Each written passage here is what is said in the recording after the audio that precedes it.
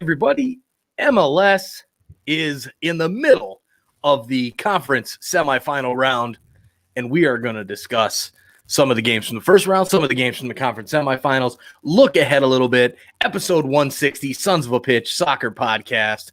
Lots of soccer action to talk about, even though we just talked for like 2 hours the other night or 3 during that Columbus-Nashville game. But hey, we love soccer. We love chatting with everybody, and we've got lots to talk about tonight. Nick, how you doing on this fine, freezing cold Monday evening in Chicago? Freezing cold, man. I'm wearing my SOP short sleeve here. You're the one in the hoodie, so I'm doing just fine, my friend. I'm keeping warm somehow. Hey, there you go. There you go. Yeah, we I'm in my hoodie. I'm a little chilly. It was like 20, I don't know, it's like 28 degrees outside right now. Kind of cold, but you know what? We'll get through it. Just getting into winter. But big shout out to whoever bought the long sleeve Sons of a Pitch shirt last night or early this morning out in California. Thank you very much for that. And you can get all of your merch at sonsofapitch.redbubble.com. We've got shirts, masks, hats, socks, cups, notebooks, you name it, you can find it there and help us continue to grow the sport of soccer here in the United States. So, Nick, tell us about everybody else that's joined the conversation over the last while. Absolutely. We have had a lot of new subscribers, followers, tweeters, likes, and everything else going on. We are on YouTube, Twitter at SOPSoccer, Facebook, Sons of a Pitch Soccer. We're also on just about every podcasting platform that's out there. So make sure that you do go out and subscribe. Absolutely on Amazon, Google, iTunes, Stitcher, Deezer, Spotify, and we're even growing our platforms there. So thank you to everyone who's following, who is joining our conversation. It's our goal to grow the sport through conversation. So thank you to everyone who's joined that. For everyone who joined us last night on our live stream reaction, our watch along, we are doing it again on December 2nd in a couple days for Kansas City versus Minnesota United, 8 p.m. Central Time, right here.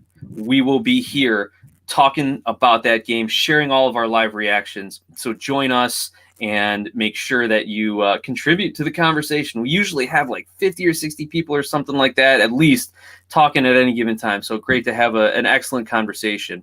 But Mike, I know we've got some other ways that people can contribute to the show, some things that you've set up as well. Absolutely. So Tactical Manager TV, speaking of those live stream reaction watch-alongs, how you doing? Thanks for jumping on with us there, Tactical Manager TV. Everybody go check them out. They do watch-alongs and lots of awesome soccer content over there as well. So go check them out on their channel. They were doing a live same time we were this week, and I'm sure our paths will cross again. So thanks for jumping on, guys. There are lots of ways to get involved with Sons of a Pitch Soccer Podcast. First things first, make sure you guys hit that subscribe button down below. Turn on those notifications so you don't miss any of our awesome American soccer content, and get into our 1,000 YouTube subscriber challenge. When we reach 1,000, one subscriber will be randomly drawn to win a $250 Visa gift card. It's just that simple. I'm dying to give away some of the sponsorship money to a viewer that has subscribed to our channel. So get on that there. Nick, we've got some games to start talking about. We want to talk a little bit about the first round games before we move into the current ones that just happened, or how do you want to do this?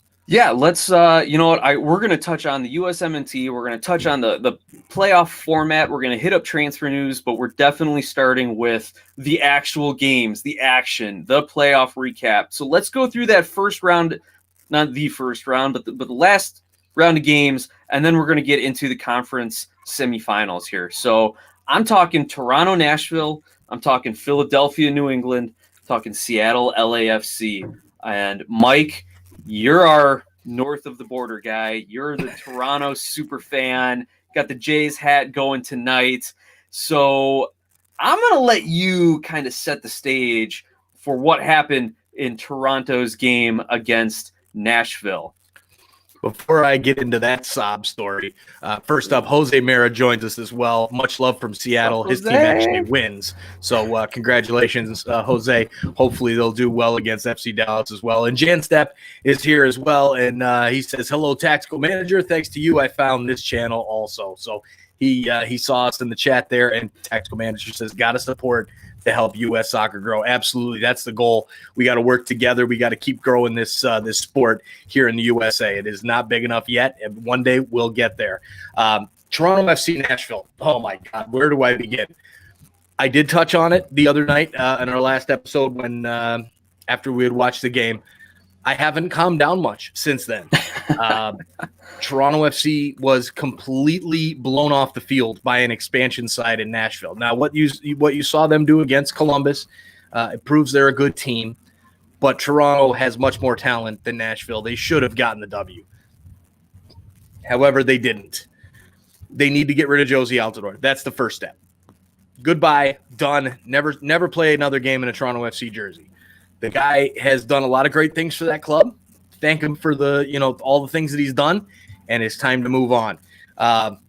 They just looked like they just didn't want to be there. And I said it in lead up to this, up to this game. I said that this team just didn't really want to be there. They wanted to go home. They were in Connecticut. They had been away from their families in Florida for so long. They got to go home for a little bit. Then they went to Connecticut. They were there for a couple months, got to go home a little bit. It was just a nightmare. And these guys, you could tell they were uninterested in playing. And there is a human element to it all. And I think the fans do understand that partially. But I'm kind of a hard ass when it comes to that stuff. You're a professional athlete, pull it together. There's no room for that stuff, but it is 2020. So maybe I'll let it slide. Yeah, I'm going to give you all of that, Mike. Like you really can't fault this TFC team for, the human side of things, right? Additionally, TFC's been playing at such a high level for so many years now, right? And in the world of soccer, they've been top of the table ish for like the last 5 years or so, and that's not just regular season. That's playoffs. That's U.S. Open Cup. That's Champions League. That's guys on international duty. Not just Bradley and Altidore when they ever do get call ups for the USMNT. It's guys on their entire roster who've been getting call ups for Canada, United States, European clubs. So they've logged a lot of miles, and there's a letdown, and this was it.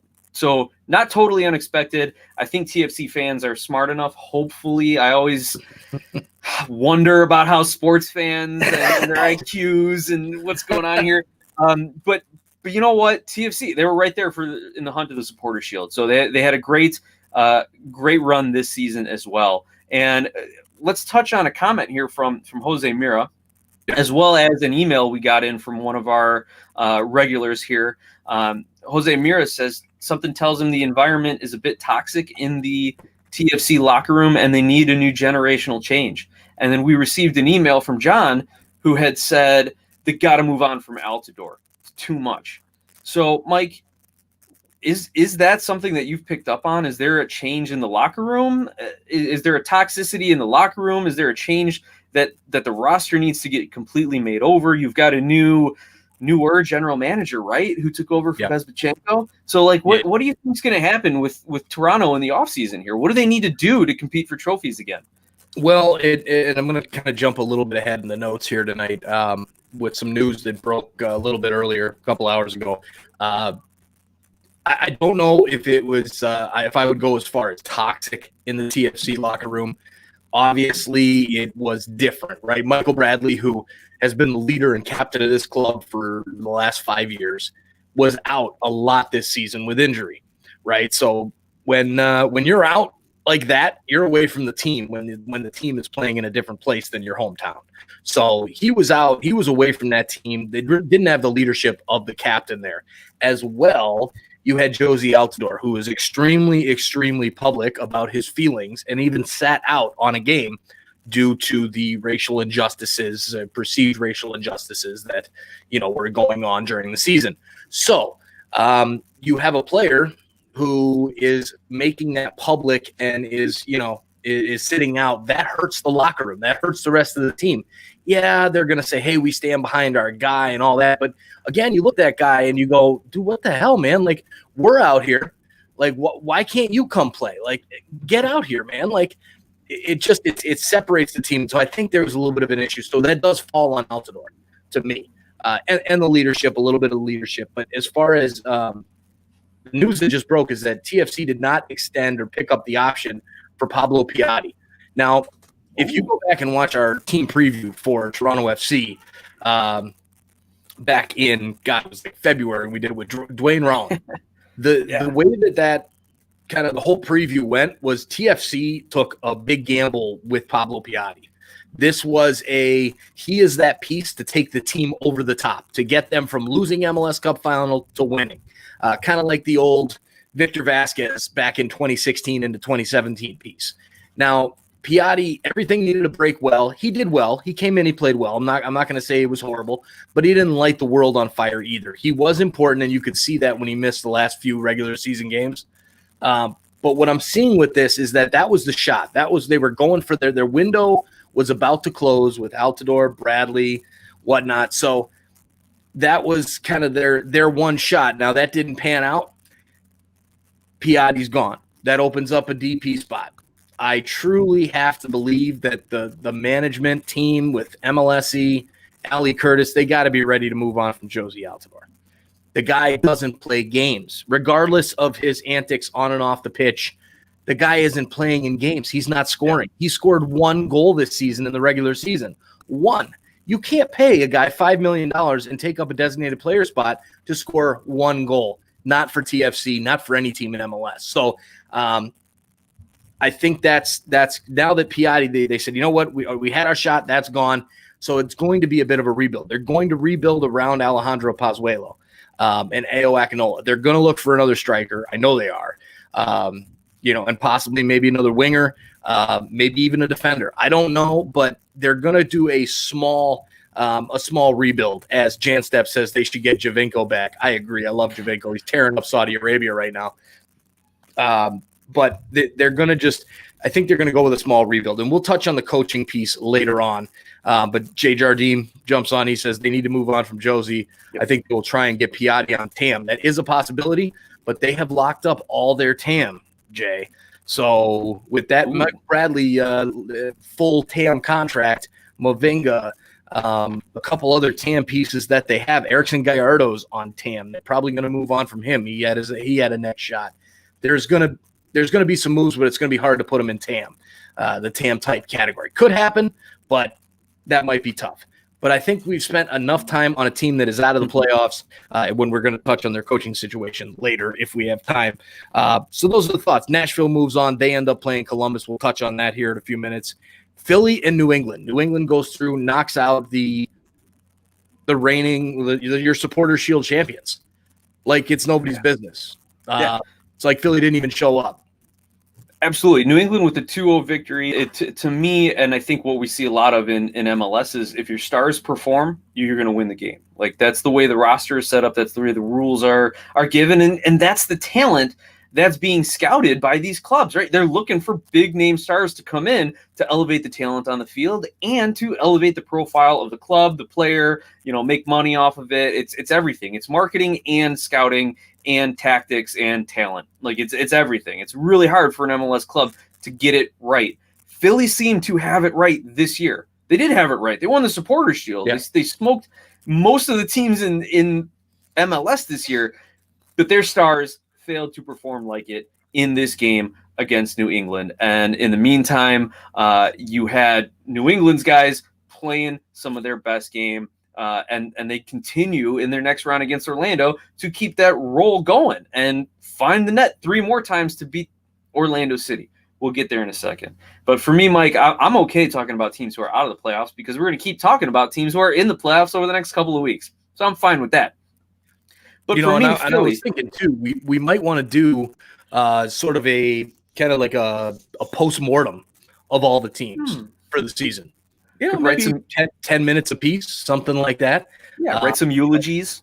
Yeah, kind of what happened, what went wrong, what went right, and where do they go looking forward. Maybe just a short 10-minute piece on each team. Maybe we got fans from every single team out there, so maybe we look into that. Now, with getting back to Philly, though, I wonder if they had a bit of a supporter shield hangover, that they finally won the club's first trophy. And, hey, this is a great, successful season, even if we don't do anything in the MLS Cup playoffs. I know they're never going to say that. And as professional athletes and people who want to win and excel in their jobs, they want to go out and win every game. But maybe there was a little bit of that hanging out in their subconscious that, look, we proved that we're not some team that got lucky this year. We proved over the last 3 seasons we've built a solid organization, a solid roster. Jim Curtin's an excellent MLS coach. He's like constantly on the hot seat. He's changing his tactics every year to adapt to his players and what the front office wants to try to do. And they keep winning over the last 3 years. So maybe Philly just kind of had that little bit of a letdown. The other thing, and you jump in and you tell me if you agree with me or not, do you think some of their stars were looking ahead to the next phase of their careers? Aronson's already been transferred to Salzburg. He'll start there in January. McKenzie has been linked to Celtic. And Kai Wagner, their left back, he is getting interest from Bundesliga teams. It's also been reported that West Ham and Fulham and the Premier League have reached out and inquired about him. Those are 3 of your starters, two defenders on an excellent defensive squad, who are getting interest from major clubs overseas. Do you think that crept in a little bit on the Philadelphia players' minds, or even the coaching staff? Like, what are we going to do next season when half these guys are gone? How did that play? No, I don't think so. The coaching staff is mature enough to know that they're going to have a few months to figure that out. So I don't expect that. Maybe these young guys like Aronson, like McKenzie, maybe they're getting a little starstruck, thinking about the future a little bit. It could happen, but I don't think so. I mean, these guys, they know what they're doing. They're in the current spot. As Jose Mera says Philly caught a bit of LAFC community child illness shield, then corrects it too. Wait, I put yours up there. That was me. It's curse of the shield, Mike. Curse of the shield. There's curses in these sports. Guys weren't. I don't think they were really looking ahead. I think they truly were so enamored with the supporter shield. They celebrated that like. And we can talk about it. I mean, we've had conversations about it. We can talk about it more in the offseason. What should matter more, the Supporter Shield or MLS Cup? I'm a believer in the Supporter Shield, man. I think, the team that proves it over the length of the season rather than just a hot run.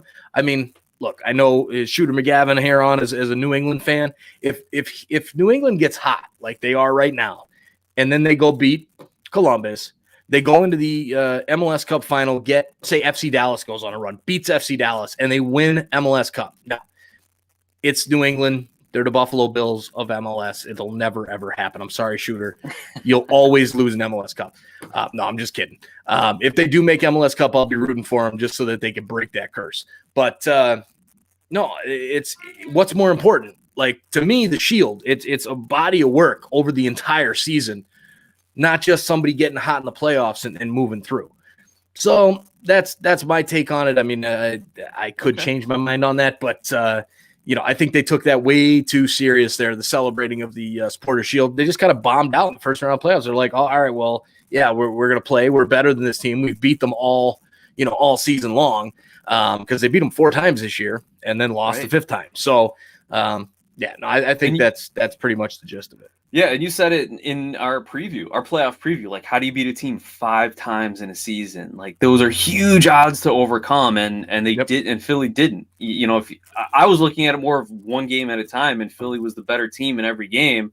And even if you look at the stats in this one, right? Like, Philly had somewhere near 60% of the possession, 15 shots. They were winning their duels. They were, putting New England on the defensive side of things. Like, they were getting shots from inside the box. But, all that matters is that final scoreline, 2-0, right? Exactly. And are we not giving enough credit to New England? I feel like maybe I'm starting to sell New England a little short here.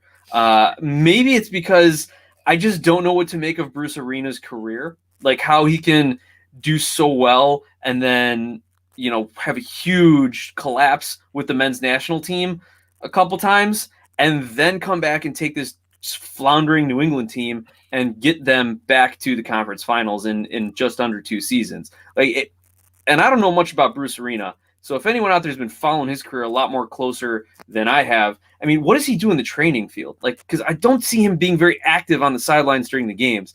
So I got to imagine his training sessions and film sessions and player relationship building, that I do know he is excellent at. But as far as his training, how does he prep his team? He's got to be doing something that has just completely been missing from New England over the last several years. So I will give credit to Arena and the players and the organization of the Revolution for coming out and playing against the best team in MLS and beating them 2-0. But I got to help but think Philly lost this game as much as New England won it. Well, seeing how they did the next game, maybe not. But Ryan Anderson has joined us. Ryan, how you doing, man? And everybody go check out Ryan's channel on YouTube. He's got some lives coming up for the CONCACAF League. I believe it may be, tomorrow night, I believe it is. Hamilton's Forge FC playing. I'm excited for that one. As soon as I get done with a little bit of work, extracurriculars I got tomorrow night, I'm going to be excited for that one. But also, Rocky Does It All has joined us. Rocky at Talk in the Woods on Instagram. Rocky, how you doing? He says, Supporter Shield takes an emotional toll. It's hard to carry that through the cup. Agreed. So New England moves on to the next round. They face Orlando City, go down and put a work in there. But Seattle and LAFC, 3-1 Seattle. So Seattle just put a whooping on LAFC. Schmetzer can say it again. He's doing better than Bob. There's some websites Seattle, got T-shirts of those. I kind of want to buy one. Man. Built for the playoffs. This team is just unbelievable. These guys, they all hit their stride at the right time in the playoffs. I mean, look at this game. It was Rui Diaz. It was Ladero. It was Jordan Morris. Okay, their 3 big-time players all showed up, had great games, and made the difference in that game. LAFC without Diego Rossi. They were without a couple other players as well, but still had a decent lineup. Still a good, formidable team, but can't get it done at Seattle, which, again, that's a tough place to play, especially in the playoffs when their best 3 players are knocking it out of the park. No doubt about it, Mike. And you're right. Seattle's built for the playoffs, and it's from how the team has been built and managed, both players and coaching wise. They've got an excellent roster. They've got a good USL squad that they can rotate some of the back end guys in. They've developed an excellent roster, and for them to also have the experience of playing in how many MLS Cups lately, right. Not to mention CCL, not to mention US Open Cup runs.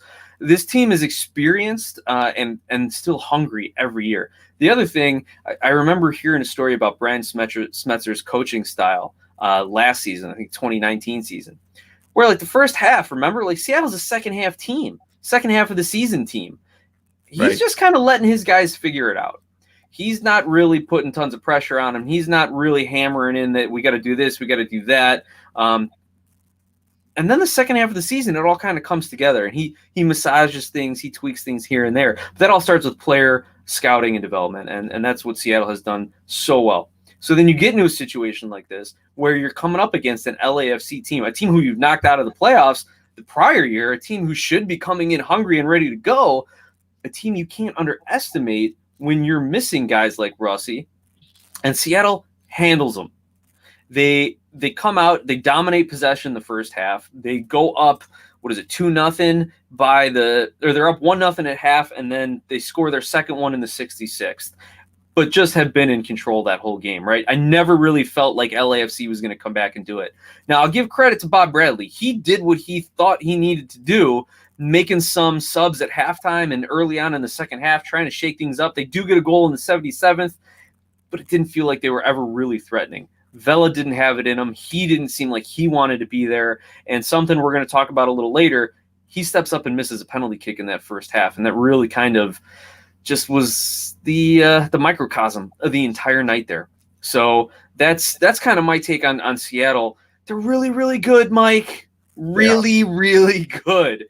They are really good. So let's start talking about some of the other games before we get into that and some of the PKs and whatnot. Before we get into that, who wants a free $5? It's really, really simple. I already did it. So I did it on my phone. I did it on my kid's phone. I did it on my wife's phone because it's that simple. Cash App, use our referral code FRQWGRS. That'll give you an invitation to get a free $10 deposit from Cash App when you donate your first $5. Send us $5 to $SOPSoccer. Scan the QR code once you link your debit card, and you will automatically get credited $10 after you send that $5. So, of course, you take the $5 that you just sent, and then you get $10. There's $5. You deposit that into your bank account. It takes one click. I did it by accident, I know, and the money is in my bank account. $5. My daughter was pretty excited, 11 years old, with the family phone that I did it with my debit card. She, she got $5 out of the deal. She was pretty excited. It's that simple. It helps us continue to go and keep doing these awesome graphics and StreamYards and all that kind of stuff. So easy $5, guys. I'm doing it with my both my in-laws tomorrow night when I see them, and let's get some free money. So with that being said, let's talk a little bit about Orlando and New England. That was a crazy-ass game. Yeah. The second half is really all we could focus on because of just the energy maintained from the first half to the second half. But then Orlando just lost their composure completely. They lost their heads on that one.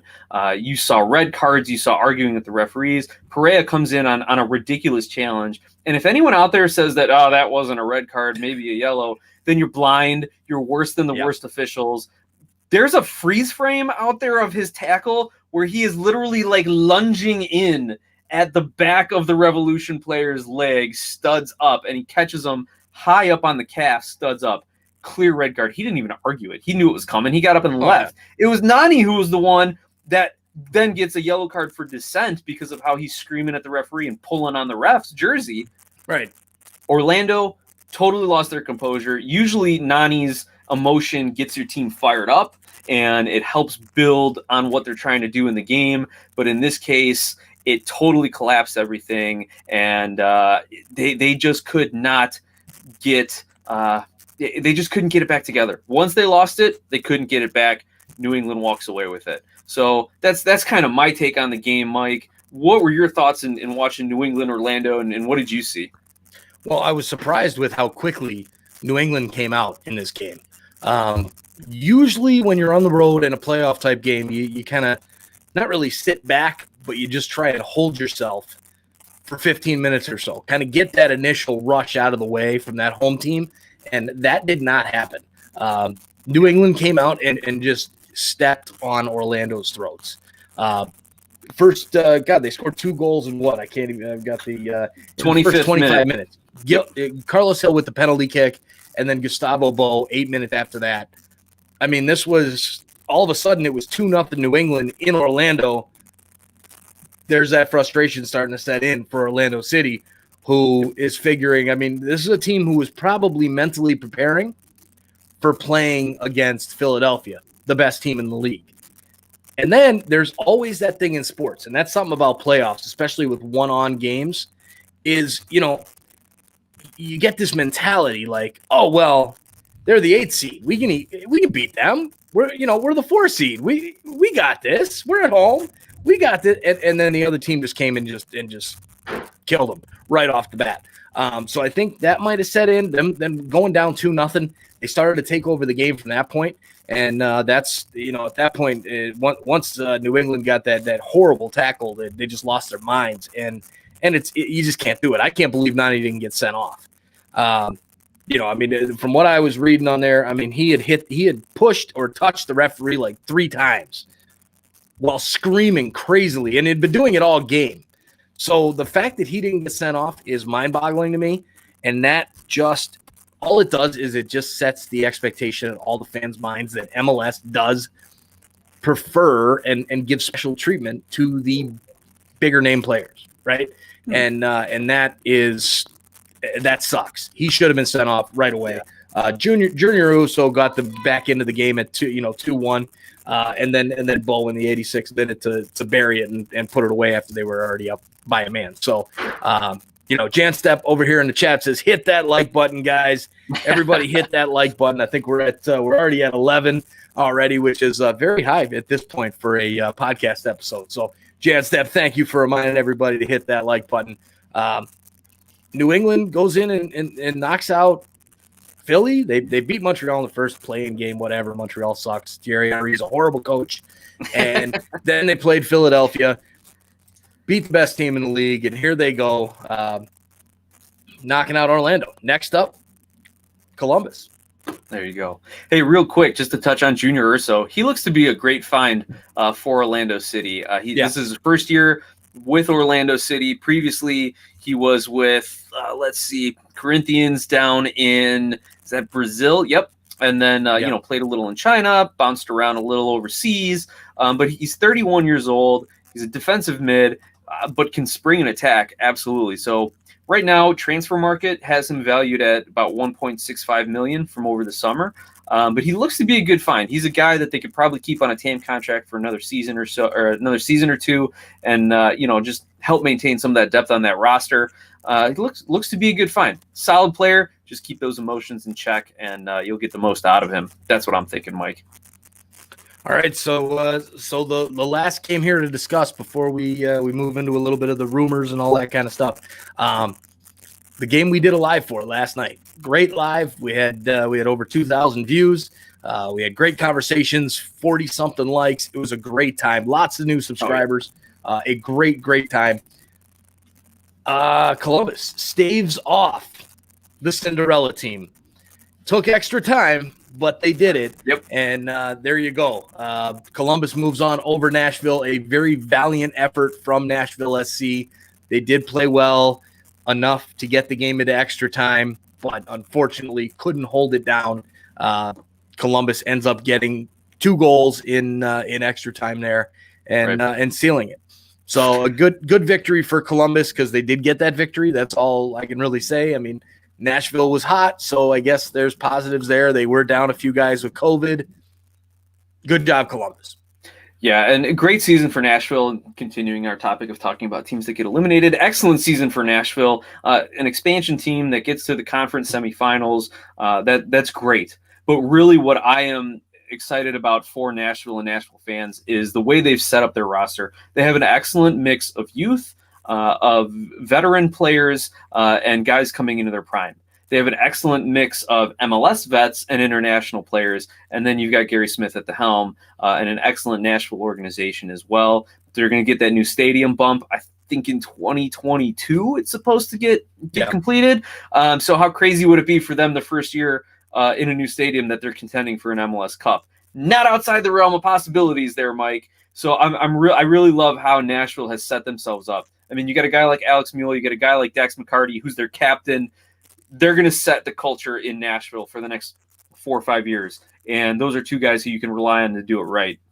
But looking at Columbus and looking at this game, if you missed it, just go watch extra time. It was the last 30 minutes were the first 90 minutes. Both teams really going back and forth, exchanging possession, exchanging opportunities, but really never creating great opportunities inside the attacking third or inside some dangerous areas. Both teams had a couple. Nashville had 2 balls cleared off of Columbus's goal line. That provided some great excitement. But really, you saw Nashville get exposed when Zimmerman went forward in extra time and got caught out of position. I know that happened on the second goal. I'm pretty sure it happened on the first goal as well. He was pushing up a little bit more and then left some gaps in the back. The defenders collapsed to cover the space in the middle of the field, which left Zardes on the wing, able to thread a nice little pass across. And I think it was Pedro Santos who scored the first one. And then on the second one, long ball to Zardes over the top. Zimmerman was caught trying to score off another set piece, I think. And Zardes just does what he does. Goal and an assist for Gyasi Zardes, the most hated man in American soccer for some reason. Well, so Columbus goes through. Here's the breakthrough, right? And we got a couple viewers coming on with us here. Luis, see you in Chicago later in the year. Thanks for jumping on, as well as Pizza Queen, who subscribed last night, whose team is LA Galaxy that got eliminated. So now I'm rooting for the home team, I guess. She's from Columbus, so go Crew. There you go. You got to look at that first goal. When they got that first goal over Nashville there in like 95th, 97th, 98th, I can't remember exactly what it was. Yeah, it was like 99, 100. Yep. It was a play by Lucas Zelarayan right along the line. Zelarayan, DP. He flicks the ball down, a great ball down the line to Gyasi Zardes, DP. He then makes the run, gets the ball, hits the ball over to Pedro Santos, who finishes the goal, who has a hard time finishing. I've given him a lot of hell for that. But he did it that quite time. A few of them in that game, too. He did. Pedro Santos, another DP. So there you have it, right? Look at, and then again, Bo and Hill for New England, DPs. This league is all about the DPs. That's what it comes down to, period. In the playoffs especially. Yep. Look at Toronto. They faltered out. Altidore, invincible. You got Pozuelo, invincible. See, I'm a Toronto kid. Air Canada, invincible. That was like when I learned that word. I was watching him, okay? All right, I'll give you that one then. That's fine. But it all comes down to the DPs. Look at Seattle and their success, right? LAFC missing their DP with Diego Rossi.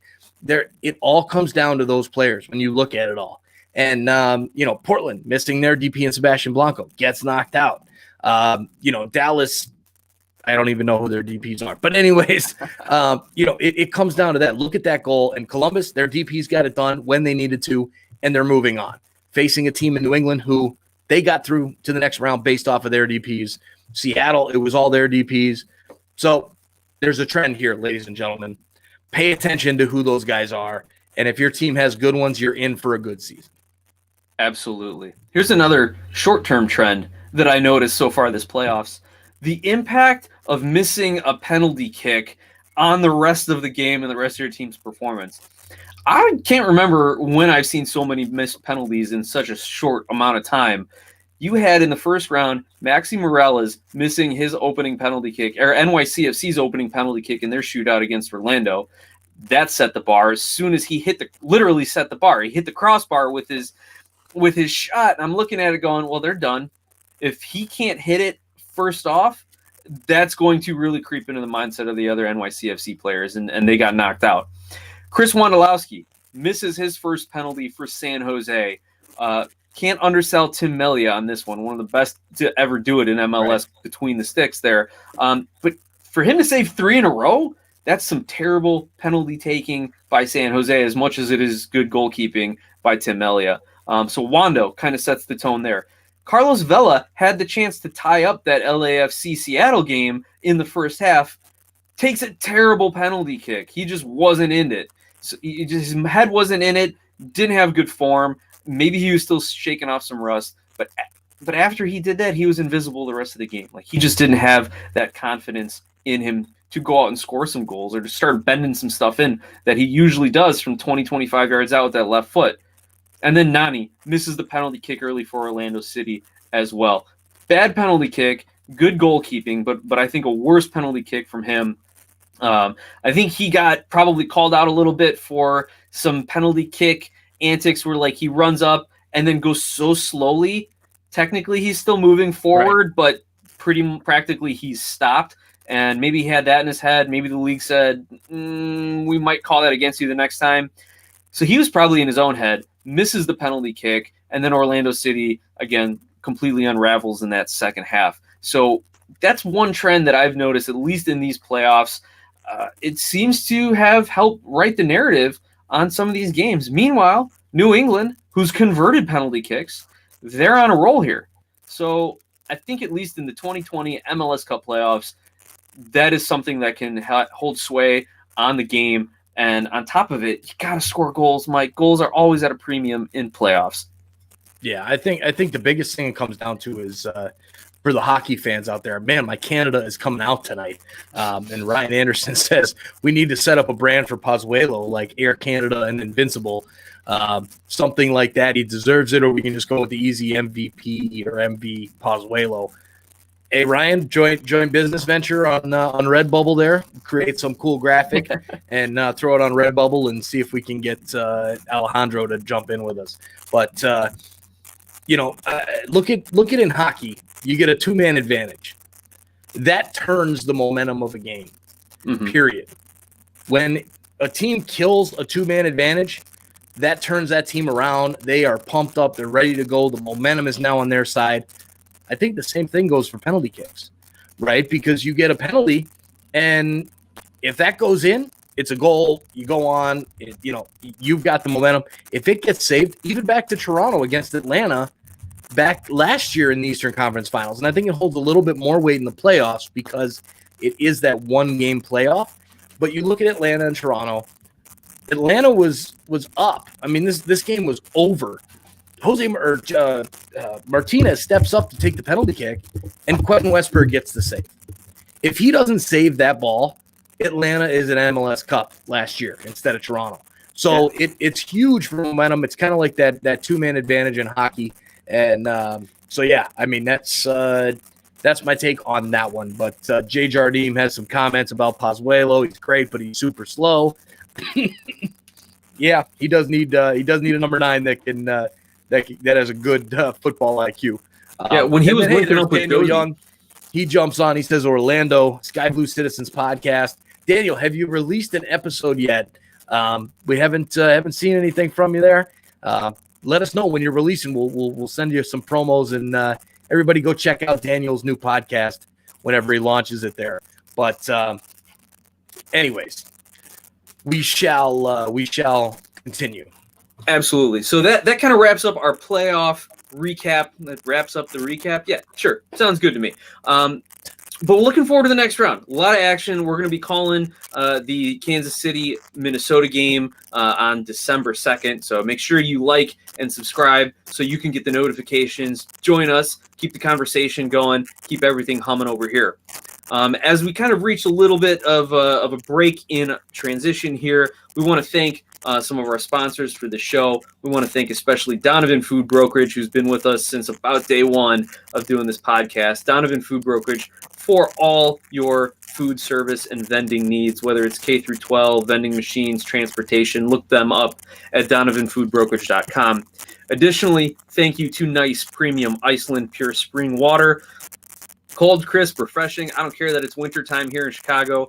Go out, get yourself a bottle of nice premium Iceland Pure Spring Water available at your local Walgreens. So thank you to our sponsors for letting us do what we do. Now here, Mike, we are still talking playoffs. We are still talking MLS playoffs. I noticed on social media over the last few games here, a lot of buzz around the playoff format.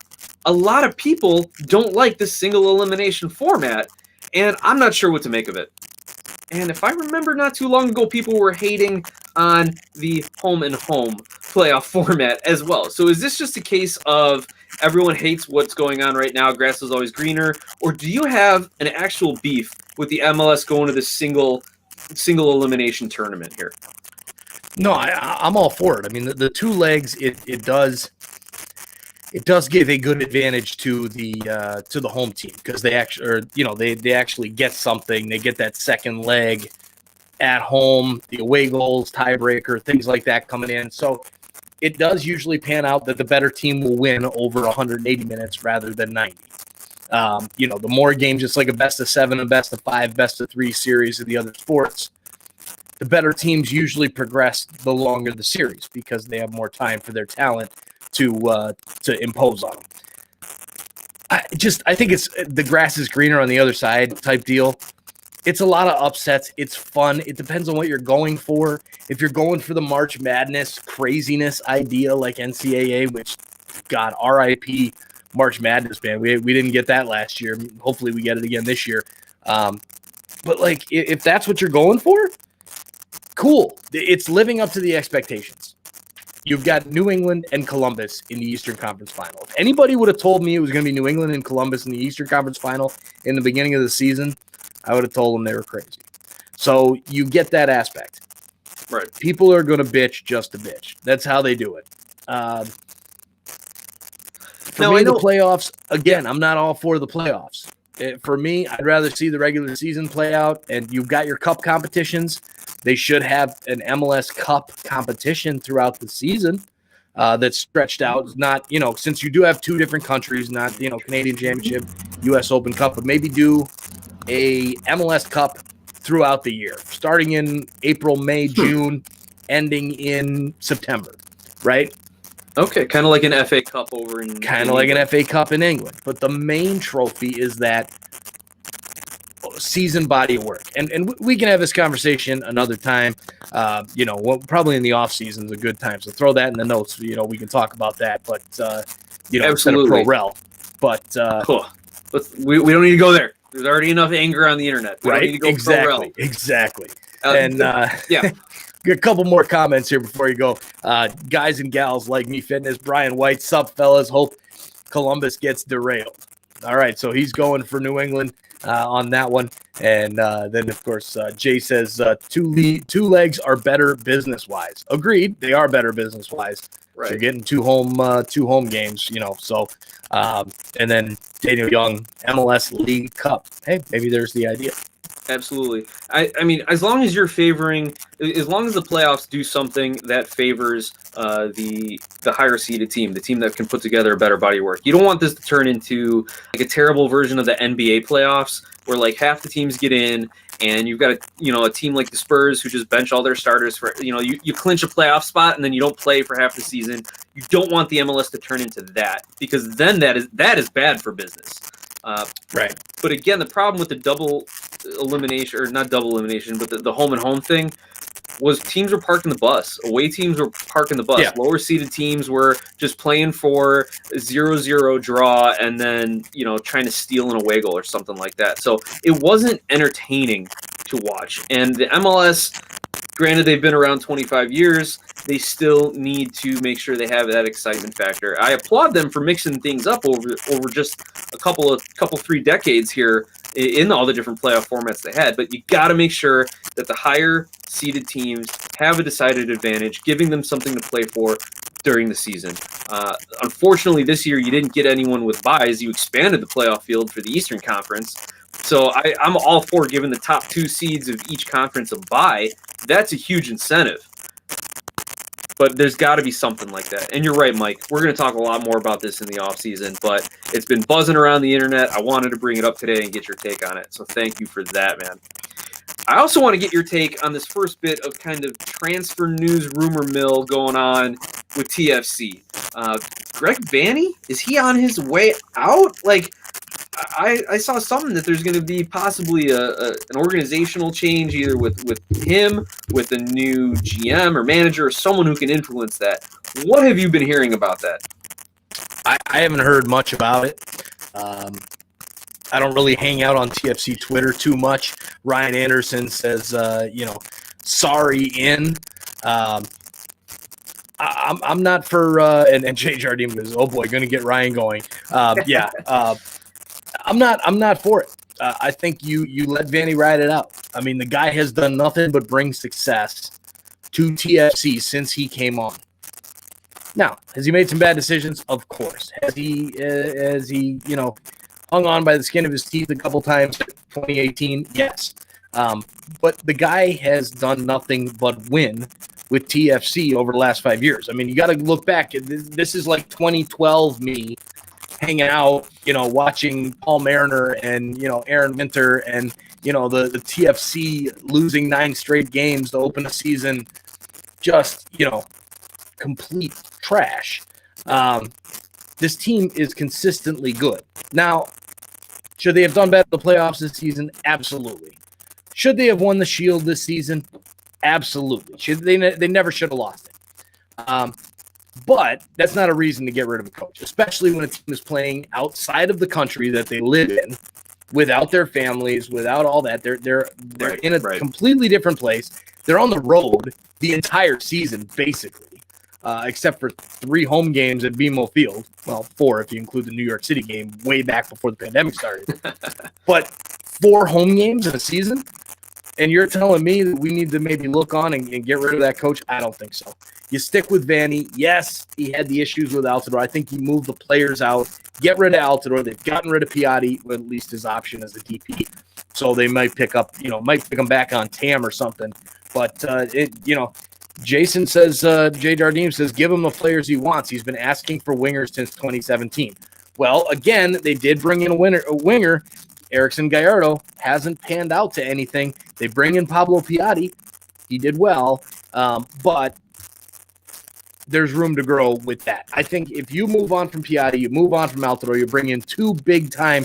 If you can get a striker who is compatible with Ayo Akinola, that's a big name guy. I don't know how big you want to go, but look, I think TFC is fine. I don't even know who Sarri is. So Mauricio Sarri, former Juventus coach. Oh, okay. Well, there you go. So, yeah, let Vanny do his thing. He's done well. He's won games. He's won championships. Let's give him a normal year here. Now, if he bombs next year, if it's the same result next year, I'll even go as far as second place in the East, first round playoff exit next year. Then he goes. If it's a normal season, if he's playing at BMO Field, and even if it's not full crowds, but it's actually just like half crowds. Okay, but yeah. Sure. And you know what? If we're already talking about Toronto turning over a roster, so I can see it going in one of 2 ways. You either bring a new coach in to work with those new guys and build them up, or you just let Vanny ride his contract out while you rebuild the roster. So that's kind of how I see it going for them. And you're right. He's earned the benefit of the doubt. Anyway, a couple other quick things. I don't know if we're gonna have time to get through a USMNT talk tonight. We might save that for next week before their newly scheduled friendly against El Salvador down in Fort Lauderdale / AKA Inter Miami. But a couple other kind of transfer things here, Mike. The Montreal Impact, they extend Ramel Kyoto's contract through 2022, and there's an option for 2023. So they kind of lock down the striker position there for a couple more seasons. And they're reportedly set to sign Canadian defender Zorhan Basong. I don't know if you've gotten a chance to look him up or see what he's done lately, but it looks like Montreal's starting to make some of those kind of middle roster moves in locking down some players for the next couple seasons. So we'll see if that has them competing for, I don't know, Canadian championships or some sort of trophy somewhere along the MLS. But the one other kind of bit of news I wanted to ask you about, FC Dallas transfers Aranguiz down to Pablo Aranguiz down to Club Universidad de Chile. He's only 23. He's only been with Dallas 3 seasons, but 10 starts. How do you feel about this move? He's valued at just over $800,000, at least according to the transfer market website. You think it's just not working out, and they're trying to get what they can for him? Does this guy want to go back home? It's Dallas selling off more young talent. When are they ever going to compete and keep their guys? What's your take on this move in FC Dallas? Well, I mean, he hasn't really done much for the club, so that's really where it comes down to. I mean, this guy's a designated player who was loaned out. The guy's a DP, and he's not playing for your squad. He has 10 starts over 3 seasons. Get rid of him. Free up the DP spot. I don't care what it takes, whether he wants to go home, you get rid of him. Maybe the kid has talent. I don't know. I haven't seen enough of him to make that judgment call. But he's only got 10 games, so he's only got 10 games. More people haven't. good on the management to get rid of him and free up that DP spot. There you go. Hey, can you highlight that comment from Guys and Gals Like Me Fitness? Just a little something for anyone who follows the Chicago Fire or the US or USL. Forward Madison is on this hunt for a new coach, and their tradition is to, much like when a new pope is elected, to burn pink smoke over their field there when they announce a new coach. I haven't seen it. They have a live video stream, I think, up on their Twitter account. I haven't seen if they've hired a new coach yet, but it'll be great to get some new blood into Forward Madison there as they try to build that team into a perennial contender and develop some new young talent for the Chicago Fire. So that's that comment. Guys and gals, thanks for bringing that to our attention. Now, Mike. Yeah, dude, Forward Madison, those guys are genius. I mean, they really are. I mean, the social media presence. I mean, these guys, they're, absolutely genius. It was awesome to talk with I believe God was with Jason. Yeah. And, it was lots of fun to have him on the show and talk with him. Really great job on that social media team. And it really has made that team has international clout. Like a USL League One team, people know about all over the world, which is nuts. Oh, yeah. When you think about it. But I want to touch real quick on Montreal Impact. Go ahead. And then bring us home, Mike. I've hit everything I needed to tonight. All right, sounds good. So extending Kyoto through 2022, good move. Kyoto was the best player for Montreal this season, hands down. He scored the most goals. He was the impact. Literally. I mean, they didn't get much out of their other guys. They moved on from tight air. Lapalainen was injured most of the year. Maxi Rudy was on and off injured. He's a decent TAM player, whatever. He's not a star striker. Kyoto was that team. Now, that says a lot about your team if Romel Kyoto is your team. He's not the big name player that's going to win championships. He does well. He's a great vet. I'd love to have him on my team. However, let's slow the roll for Montreal there if that's your big signing, which I don't know if it is. I don't think it is. The defender, Zorhan Basong, I have no idea who he is. Never seen him play for Canadian men's national team.